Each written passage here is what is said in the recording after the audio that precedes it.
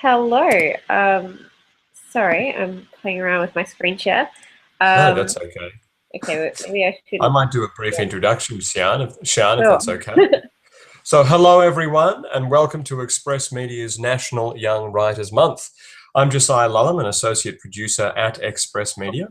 With us today is Scum Magazine's editor-in-chief, Sian Campbell, for Start Your Story. Sian Campbell is a writer, the editor-in-chief of Scum Magazine, and co-director of the National Young Writers Festival. She's written for Spook, Kill Your Darlings, Going Down Swinging, and Junkie. She was recently longlisted for the Lifted Brow Prize for Experimental Nonfiction. Now, when we begin, you can join the conversation and ask questions by tweeting using the hashtag #NYWM15. And don't forget to check out the online program, or the program online rather, get to a VoiceWorks 100 launch and set yourself a goal for National Young Writers Month. Now, Sian, over to you. Thank you. Um, I have slides, but I think that I will just confuse myself if I try and use screen share right now. So never mind, because none of the slides are very interesting anyway. So this talk is about starting your story. And it's going to be a pretty rudimentary guide for those who are fairly new to the whole writing game. If you're already a fairly prolific writer, you probably already know how to start a story and ideally finish one. So if you already know how to start a story, you're probably in the wrong place. That being said, there might still be some useful tips and tricks in here that you haven't encountered before. Ultimately, I want this to be as useful as possible for you. So if you have any questions, please ask them as we go along. I'll answer all the questions that I get at the end, but it's probably easier to ask them as we go along rather than wait. So when it comes time for questions, I actually have some to answer, which would be nice. If you have a question, I think it was just covered, but you can ask it on like Twitter using the hashtag NYWM15. Cool. So the most obvious piece of advice for anyone who is interested in writing a story or a book or a feature article or a memoir piece or anything else is just start, which sounds pretty easy, right? You can't really write a story without writing. This advice is kind of both useful and incredibly redundant and annoying. Of course, you need to write, Captain Obvious. But seriously, maybe I should unpack this.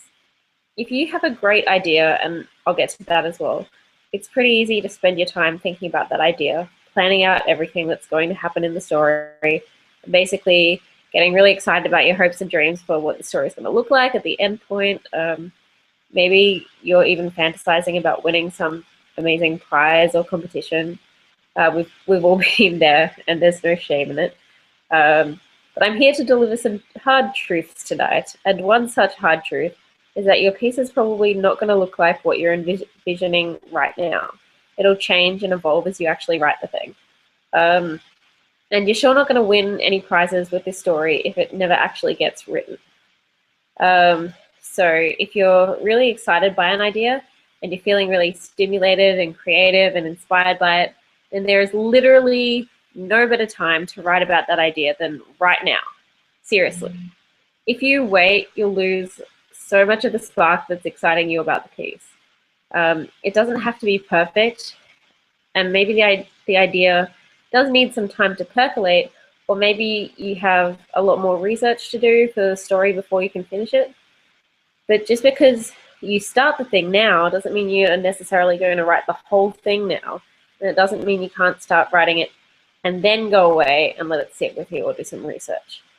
I definitely have written pieces where I've had an idea, then I've thought about it for ages, and then after thinking about it for a long, long time, I've written it out, and it's been really easy to write it all out in one go because I've been thinking about it for so long, so it's already kind of formed in my head.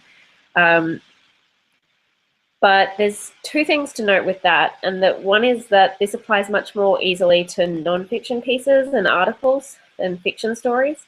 If you have an idea for a short story or a novel, it's much better to write while your inspiration and excitement is like red hot.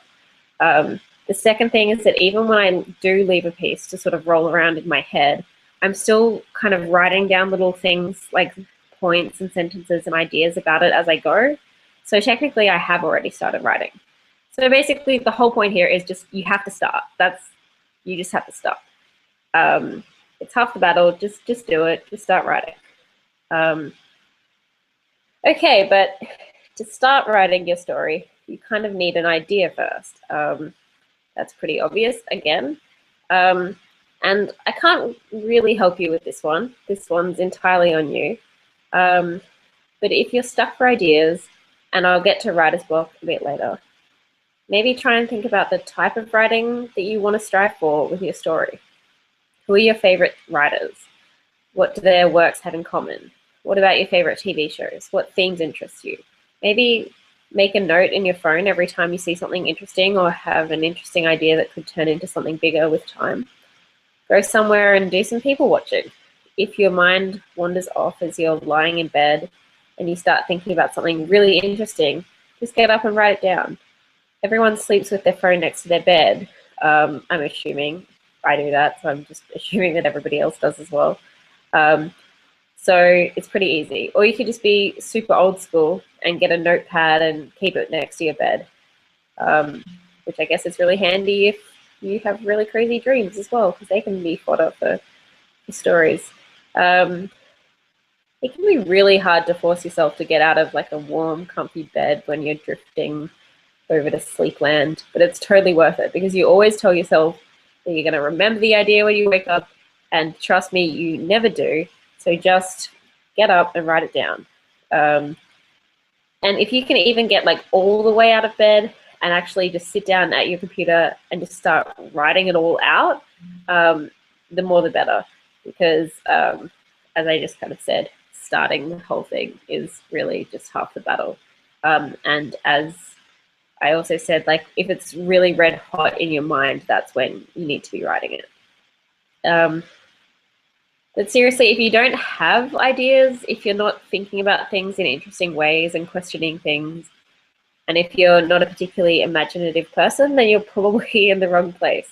But those sort of people aren't usually interested in being writers at all, so I'm assuming all of you listening probably already have heaps of good ideas. So maybe all of this stuff about getting ideas is completely useless, which I kind of hope it is. I don't know. Hopefully you will have lots of really great ideas. Okay, so you've got a really great idea. You're ready to actually get started. So how do you do it? How do you start writing? Well, that totally depends. What are you writing? Are we talking about a short story here? A poem, a novel, a memoir piece, a feature article? I could tell you that all stories need a beginning and a middle and an end. But if you passed primary school, you probably already know that. But still, think about the points that you want to hit in your piece. Think about what the action is going to be. If you're writing a short story or a novel, it will need ups and downs. It will need to keep the reader interested. You can try Googling the snowflake method for one idea of how to structure or plot out a story, but it's not the only way. Just tell the story that you want to tell. Don't worry about being experimental for the sake of being experimental, unless that's really what you're going for, and it's what the piece itself calls for, in which case, go for it. But also don't worry about it if you have a story to tell and it doesn't fit a traditional structure. Is it well written? Is it interesting? Good, then you've got a great story. One idea that could be really helpful if you're curious about structure is to find a short story that you really love and deconstruct it. So you could scan the story and print it out, or you could use Post-its, or you could, if you can find a story online, you could paste it all into a Word document, whatever works for you. Or you could like type the whole thing into Word, which I actually would really recommend if you find a short story that you love and you think is just like exactly what you kind of want to do with your own writing. Try writing out the whole thing, like type out the whole thing. Anyway, the point is to get an idea of how a story is structured. once you've found a story and you've got it ready, like right in front of you, read it closely and really think about it. Where does the beginning turn into the middle? What is it about? Where is the exposition, i.e. where are things explained or described? Where is all the action? How are the characters introduced? Actually, like physically mark out all of those things for yourself visually so you can see it in front of you, almost like the story is a blueprint. That's only if you're interested in really thinking about structure. If you want to write stories, though, you should have a general idea about structure, what works and what doesn't, and what points your story needs to hit. This might be a more intuitive understanding, or you can map it out like I just suggested. Either way is fine. You just kind of need to know what it is you're doing when you're actually writing. Okay, so speaking of there being different ways of doing things, let's talk about the right way to do things. I am just kidding, because there is no right way. Maybe you're someone who likes to have an entire story or piece or novel plotted out before you begin. That's actually really great, especially when it comes to longer works like a book. But not everybody works that way, and that's totally fine too. There's no right or wrong way to write a story or an article. Some people write it all out in one go and edit it after the fact. This is typically seen to be the best way to write a story. It's usually seen as the best way because if you stop to edit, then you're distracting yourself and getting in the way of your own creative flow. But the thing is, the best way is only the best way if it's what works for you as an individual. Personally, I tend to edit a bit as I go. I don't do this deliberately. It's just kind of how I write and what works for me. I do try and stop myself from editing too much as I go. But if you're really in the zone, honestly, you'll get it all out no matter how you're doing it. If I tried to force myself to write any other way than what feels natural to me, I probably would do a whole lot less actual writing. So if you plot out your story or you make up the whole thing as you go and let your characters tell you what they want to do, whatever, edit as you go or free write and do editing at the end. The thing about all writing advice is that it is ultimately completely useless if it doesn't work for you, and you really can't apply almost any piece of writing advice to every single writer. There's no one-size-fits-all approach. It's good to be curious about other people's habits or processes or routines. It's good to seek out advice about how to write, but it's even better if you can access those ideas while also keeping in mind that just because someone else swears by waking up at 4 a.m. and writing for 3 hours each day or 6 hours or whatever, doesn't mean you have to, and it doesn't mean it would even be a good idea for you to do that. You might not be a 4 a.m. writer. You might be a afternoon writer. You might be a midnight writer. I don't know. You have to find that out for yourself. You just have to do what works for you. The only piece of writing advice I think is probably applicable to everyone is to try and write every single day. You can be a great writer and not write every single day, but even if you're a great writer who is great regardless of how often they write, you will still be better if you write every single day, I think. I just think it's a good habit for everyone to get into, so give it a go. Okay, so how you've started your story, you've got an idea, you've started, how do you finish it? This one can be a bit tricky. Basically, just keep going. If your story has a beginning, middle, and an end, you're probably done. Hooray! Maybe you're stuck writing an ending. That's a super common problem. I still struggle with it a lot of the time as well. But think about the kind of story you're trying to write. Have you been inspired by any other writers who write in a similar voice or about similar themes? Read some of their stories and see how they end them. Similar to the idea of like mapping out a blueprint of stories, going back and looking at the sort of story that you're trying to write and how they ended it can be really useful. It doesn't have to have a moral, like your story doesn't have to have a moral or finish with the end. It should tie up most of the loose ends, But then again, sometimes it's okay to leave the reader guessing. This doesn't mean that you should confuse your reader, and you shouldn't leave your story unfinished just because you don't know how to end it.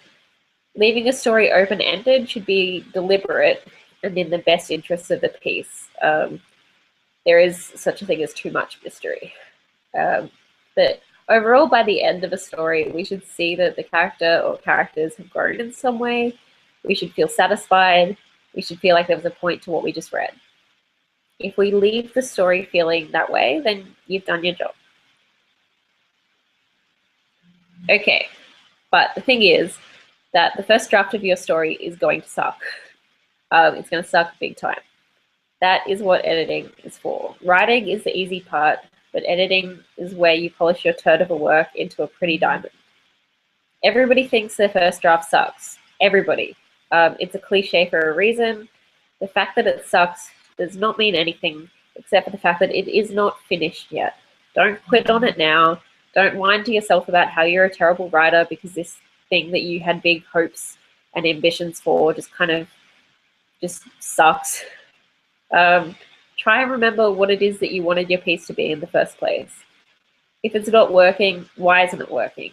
Do you have friends or a tutor or a writing group or a parent or someone who you trust to be really critical and honest? Ask them what they think works and what they don't think and what they think doesn't work with your story. And speaking of work, that's what you should be doing. You're not done yet. Don't worry about your story sucking. It's meant to at this point, and if it doesn't, I don't know, you're a genius and get out of my face. Okay, so your piece sucks and you want to make it not suck. That's admirable. In fact, that's kind of the point. So how do you make it not suck? Unfortunately, this step usually takes longer than the actual writing part of it. I mean, that depends. Some people struggle with writing and really enjoy editing. But I think most writers tend to enjoy the writing and then kind of get stuck on the editing. But again, sort of like to each their own. But you're just going to have to be prepared to delete things, rethink things, and be open to criticism. I'm just going to tell you now, if you've got a first draft, it isn't perfect. Things will need to go. Things will need to be added. Ask someone to look it over for you. As I said before, pick someone who's honest and who is a reader themselves and who knows what they're talking about. They don't necessarily have to be a writer, but if they're a writer and a reader, so much the better. Don't just pick someone who loves you and will say that it's great. When someone gives you criticism, don't be the person that gets super defensive or assume that who assumes that all the criticism they're getting just has to be wrong. If the person who's read your work thinks something's not working and you trust them, if you trusted them in the first place to give you honest advice and they think something's not working, they think that for a reason. So mostly you just have to stick with it. Just keep reading it over and picking it over with a fine-tooth comb. Sometimes less is more and you've overwritten it. Sometimes your own voice gets lost in the piece and you sound too much like a writer you're trying to emulate, which can be quite common if you're sort of in the early stages of your writing career, I guess. Sometimes there's too much action. Sometimes there's not enough action. Really think about it and work on it over and over again until you just can't get it any better. And when it gets to the stage when maybe your piece has been edited and you've gotten it to a stage where you're personally happy with it and you send it off to a publication and they maybe accept it, and then you work with an editor of that publication, remember that sometimes as the author, you will know more about what your intentions are and what works. You have a right to keep your piece the way that you want it if an editor wants to change something that you feel is really important. It should be give and take. Don't say yes to every change, and definitely don't reject every change that's suggested. Trust yourself, but also trust your editor. They have their job for a reason. Okay, so earlier I said I was going to talk about writer's block, which I think is a big sort of stumbling block on the path to actually starting your story. So, I mean, writer's block is a bit of a cliche, but it's a real thing. It can take a lot of different forms. Sometimes you feel like you're just not creative anymore, that you're not inspired by anything and you don't have any good ideas, or you don't know how to finish one particular story, or everything you write just sounds dumb. The best way to deal with writer's block, I think, is to ignore it and try and write anyway. If you can't think of where to take your story right now, or you don't know how it's meant to end, put it aside or give it to a friend or writing buddy to look over for you, and then just start thinking about other things. Talk to someone about what you're working on. You might actually find that by talking about what your piece is about and what you want to achieve with it ultimately, and by hearing their take on it, you might get a new idea about what to do with it, and you might be newly excited by it and inspired. You can also just put that aside and start working on other stories or projects. Remember, though, that finishing a story is kind of the point of starting it in the first place. So if you've started a piece and then you've got writer's block after the fact, just remember to come back to it, like stare at it, write sentences, and then delete them because they're stupid. All of it's good. It's all part of the process. Just don't give up on it completely. So what if the problem is that you feel like you're just not having any good ideas? In that case, you could try a different style or form of writing for a while and see if you have more luck writing poetry, for instance, or nonfiction. Different forms of writing require different headspaces. So if what you sort of want to write or what you're used to writing, if that's not working, just try something else. You could also try writing prompts.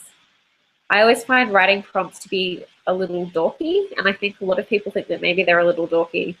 But that being said, I also think that they can be super effective. When I was at uni studying writing, sometimes the tutor would hand out a bunch of different pictures or objects and have everyone in the class pick one, and then we would write a story about that picture for the next 20 minutes or so. While it sounds kind of silly or forced or amateurish or something, I don't know, I actually always found those prompts really interesting because I would end up super into what I was writing about by the end of it. And I would find myself motivated by the challenge of writing something really good on the spot with no prior planning. You can find lots of writing prompt ideas or writing prompt generators online, or you could find a writing buddy and come up with them together and both kind of write to the same prompt. Just give it a go. It can be really fun. The most important thing, I think, though, with writer's block is just to try and keep writing. Try and write every day, like I said, or at least have writing time every day, which is different. For instance, if you dedicate time every day to working on your story and you spend 55 minutes out of an hour staring at the page or just deleting various words or adding a stupid adjective, that's still work. That's still part of the writing process.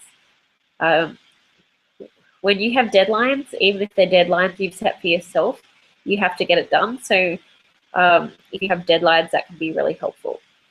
And also, the more that you write, the better you get at the whole writing process. I think you struggle a lot less with writer's block if you're regularly writing. So writer's block might be a legitimate problem, but if you want to be a real writer, or whatever that means, you do kind of have to figure out how to get past it, or at least work with it in one way or another. But there's a caveat here, and that is that it is okay to have a week or a month or 6 months where you physically cannot bring yourself to even think about writing. Sometimes we need time off for whatever reason. Sometimes it's just not happening and there's nothing we can do about it. This might happen for a number of reasons. There could be a lot going on in your life. You could be way too busy. Maybe you're really depressed and you just can't get out of bed. which I think a lot of writers struggle with, myself included. It's all well and good to say that we need to make time and that we should be writing every single day, and that people who don't write or aren't even writers at all, but that's all just ultimately really unhelpful. If you're depressed or anxious or having a rough time, or you're just really busy right now, adding a whole lot of guilt to that equation is not going to make you feel any better or make you want to write. Getting out of that dark hole can be really hard, and it's a process. Give yourself time. Let yourself have a break from writing if you need one. It's not worth stressing yourself out over it. You are so much more than your writing or your status as a writer. So the good thing is that there are a lot of resources available to help you start writing and to keep writing, or to conquer writer's block. There are productivity applications like Forest that block you from using your phone while you write. Programs or extensions for your web browser that prevent you from using the internet for a designated period of time. I haven't used any of those, but lots of people swear by them. There's writing programs online that start deleting your work if you've been inactive for too long. And then there's programs or websites like Written Kitten that generate pictures of cute kittens every 100 words you write. So that's fun. I don't know. It's all about what personally motivates you, I guess. There are also organizations and publications and websites that will help you in other ways.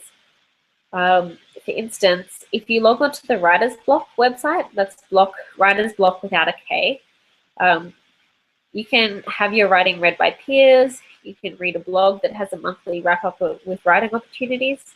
You can keep yourself informed by what's happening in the writing world, and you can join in with writing groups that meet up in spaces like cafes and work on their stuff together at the same time, which can be really helpful. Similarly, there's VoiceWorks and Express Media. You are obviously already familiar with VoiceWorks and Express Media, I think, considering that to access this talk, you have to have logged onto the Express Media website, I think, so you're in the right place. Have you signed up to the Express Media email newsletter? They email out interesting writing opportunities so you can stay informed with what's going on. The VoiceWorks team also runs writing sprints and writing prompts, I think, so that can help you get started as well. Speaking of writing prompts, there are a lot of websites that generate writing prompts for you, as I mentioned before, and these can be like a lot of fun. If you type writing prompt generator into Google and see what you come up with, there's so many different sites that offer these writing prompts in different ways so that you can find ones that work for you. The most fun ones, in my opinion, are the ones where you like click a button and it comes up with like a different character and a different plot, and you kind of have to use them both to start writing your thing. I don't know. It can be fun. There's also NaNoWriMo, or National Novel Writing Month, if you're a novelist.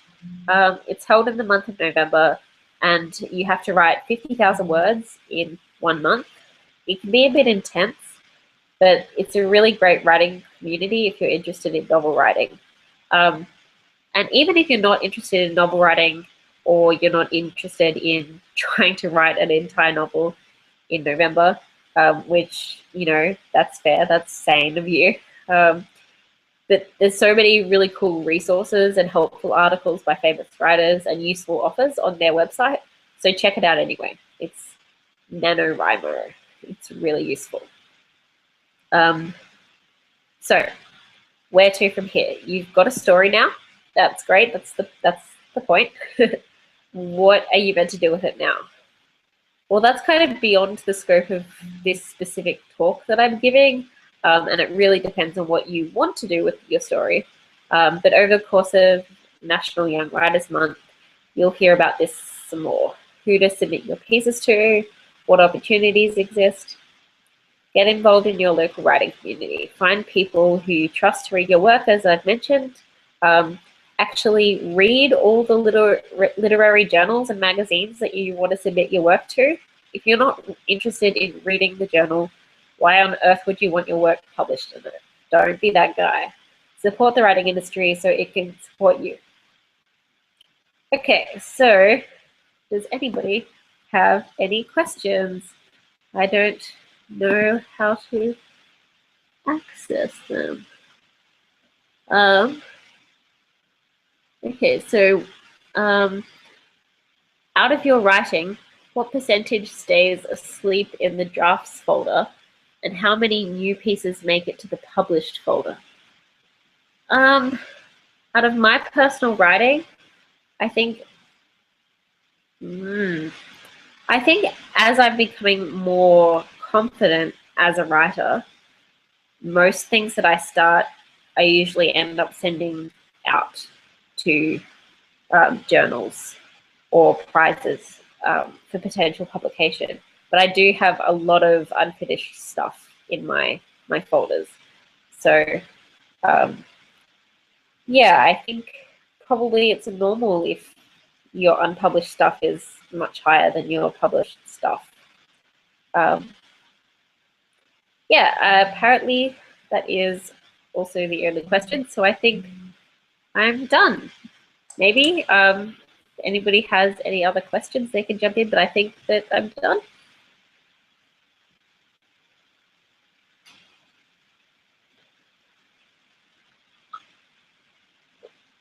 Am I? Okay. Hello, sorry, I just had a bit of a technical error there. I just thought I would jump back in then. Thank you so much for your time this evening, Sian. Can you hear me okay there?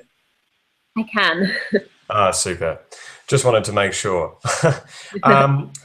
So I'm back to wrap things up. Thank you so much for tuning in, everyone, for this National Young Writers Month online event. A big thank you to Sian Campbell for giving up some of her time. That was a really informative and great talk, and I was sitting here live tweeting it at the same time, and it was like very illuminating. If you want to find out more about Sian and read some of her work, check her out at about.me/Sian Campbell, all one word, and follow her on Twitter at Sean Cornball. And if you missed the beginning of our broadcast, the whole conversation is now on YouTube. So jump online and catch up. Express Media's National Young Writers Month is occurring throughout the month of June, both physically and virtually. Tune in tomorrow for our next online event at 6 p.m, Polish Those Pitches, presented by The Underage. In the meantime, keep up to date with our blog on the Express Media website, www.expressmedia.org.au, and check out the Twitter hashtag, #NYWM15, and get yourselves along to a VoiceWorks 100 launch, and set yourself a goal for National Young Writers Month. Thanks again for tuning in, and we look forward to seeing you all again. Ta-ta.